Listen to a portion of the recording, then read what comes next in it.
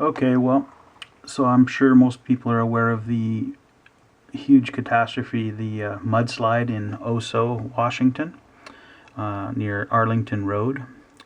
I want to show you something that I've just discovered, and it's kind of shocking, and I think everybody needs to be made aware of it because it's most likely the reason why this mudslide happened. I'm convinced in my mind that it is absolutely the cause of this mudslide. If you go to Google Earth, look, just put in OSO, OSO, in the search, you'll come to this view here. This is an older date. This is from 2003. On Google Earth, there's a little clock, and on icon, you can click it. Okay, and this is what it looks like, what you'll get there. So you click the icon, and you can play with, this window comes up here, and you can play with different imagery on different dates, and it's labeled by month and year. So let's go, so let's assume you got to OSO, go upstream to the east. I'm going to follow the meanders here until we arrive at the area. Here it is. And I'm going to get this centered. This is the bend in the river, and this is what gave way. This section right here, all along here. In fact, it went up into the tree line, all the way up to here, and all the way down here. So everything in here is gone now, all the way out past OSO, or past Arlington Road, all the way to this power line cut, and then even out in here. In fact, I think this is the edge of it, is the eastern edge of it was somewhere around here, I believe. So many people have perished, especially people in this area, on this little peninsula here. There's at least, I think there's about 25-30 houses, and maybe as many as 70 houses. There's already reports of people dead. They don't know exactly how many, but it keeps rising. I think right now it's at 10, but there's 176 people missing, so expect that to rise. So why did this happen? I'm back here in 2003, on January, February, March, what is this, May of 2003, and you have to look at the cuts. This is uphill from this area here.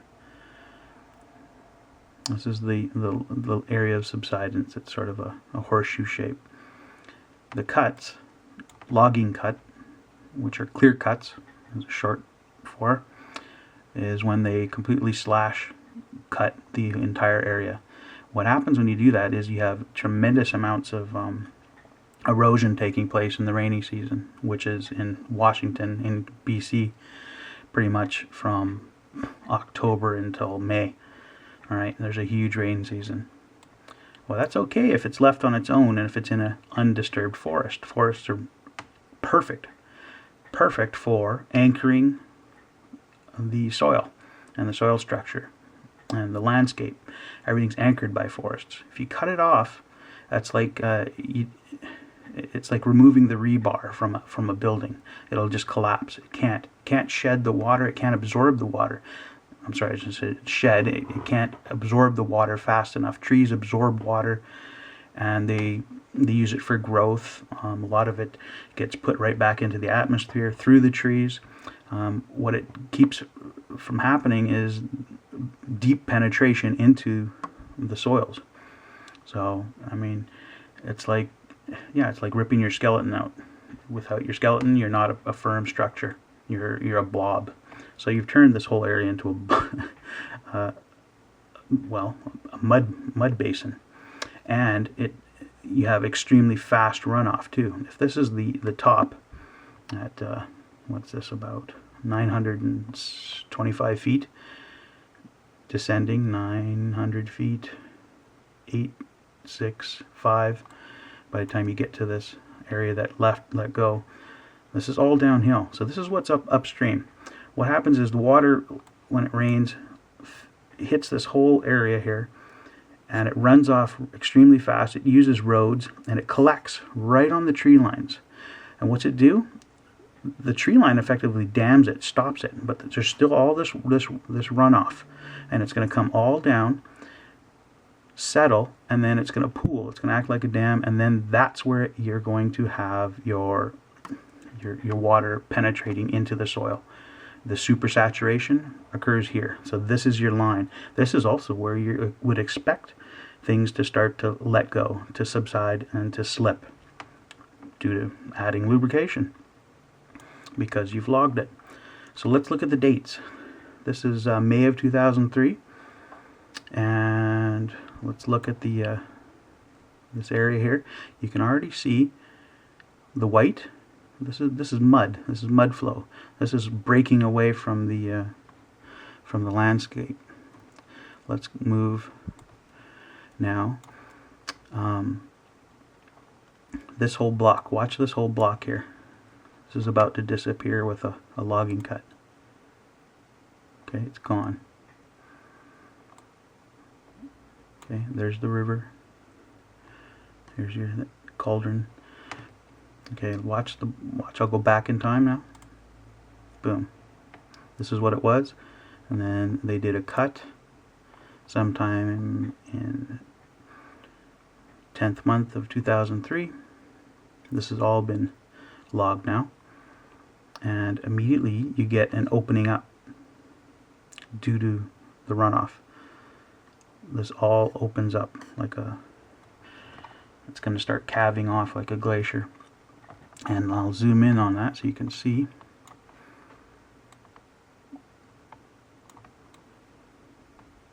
Okay, watch this line here.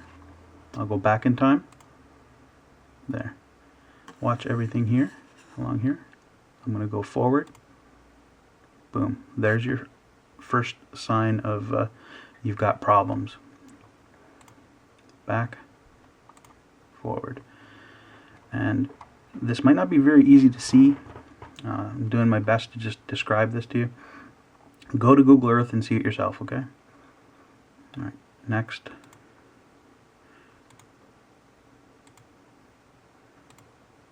Now we're advancing the dates.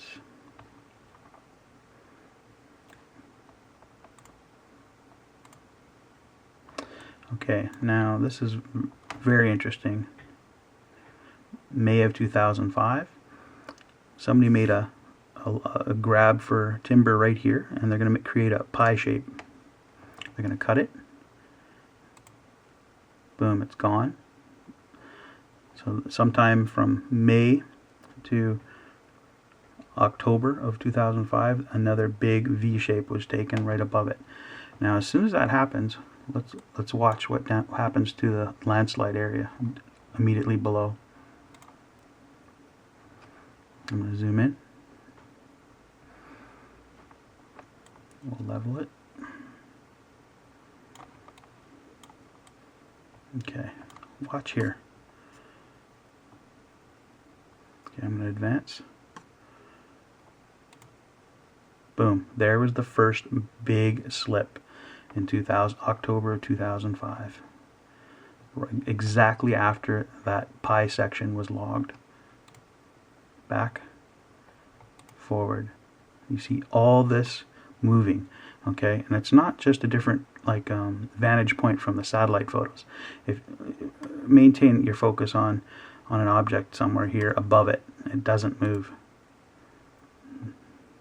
What does move is everything here, downward, towards the river. You see a widening along here of the white, which means everything is moved about 100 feet. Okay, next, I'm going to zoom out. Watch what happens here. So now that's October of 2005, sort of end of summer. And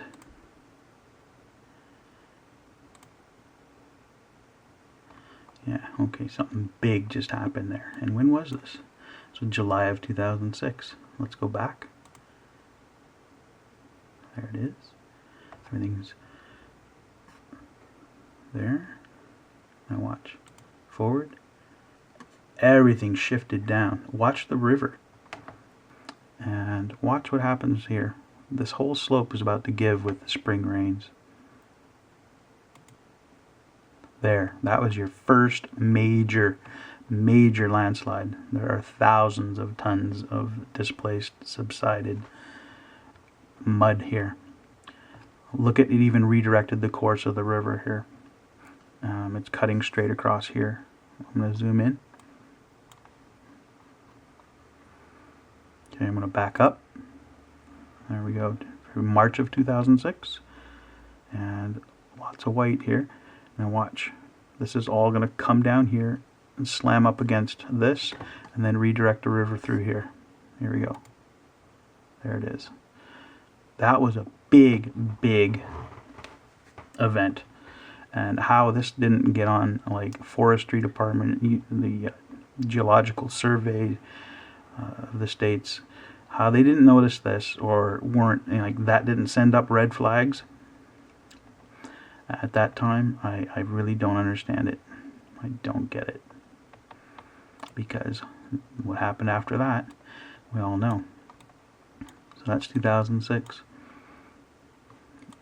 You had your first major event here, and it was by no means over, as we know now. Let's go forward. It's 07, 08. And you'll notice this is still barren here. Like, they didn't replant it either. There's no reforestation effort going on there. It was cut in 05.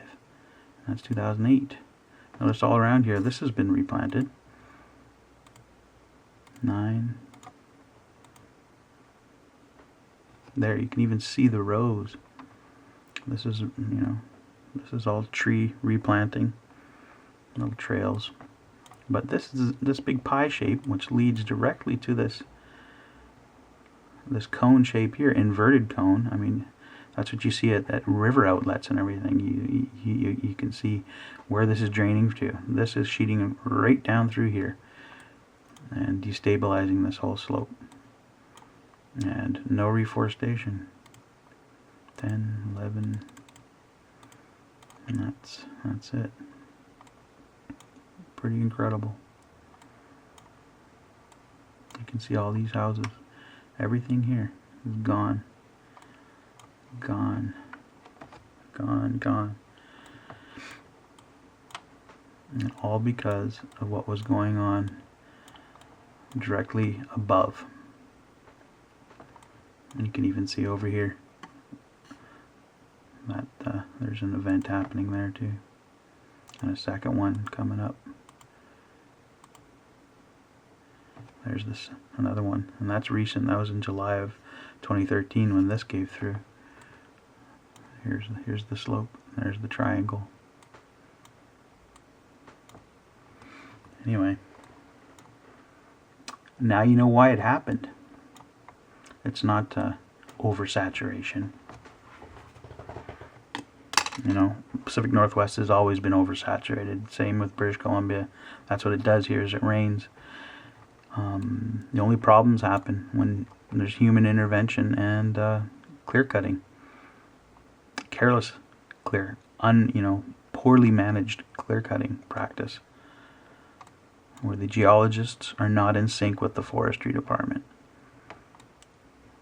This was a preventable accident, and I think some people need to be held accountable, because this is not an act of God, right?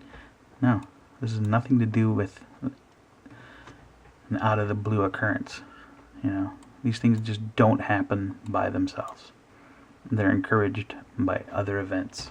It's like there's no accidents. Same thing applies here. Well, look at the fresh cut up here, which also leads down this way though, into this creek system, but wouldn't doubt that might have had an effect on it too. But certainly this triangle cut was the one that first gave way to this whole landslide here. And then finally we have what happened. Anyway, if you don't believe me, go see it for yourself. Go to Google Earth. It's all right there. And the satellite images do not lie. Everything you need here. You can change your point of view. You can zoom in close. And it is really neat. Go in close and watch. Go back and forward in time, and you can watch the separation happening. Okay, you can see it sliding. You can see where the trees actually ride down the slope. You can see things happening. Hindsight is 20/20, I guess. But there's no excuse for negligence, I think, especially when it involves people's deaths. A lot of people died, and yeah, sorry for that.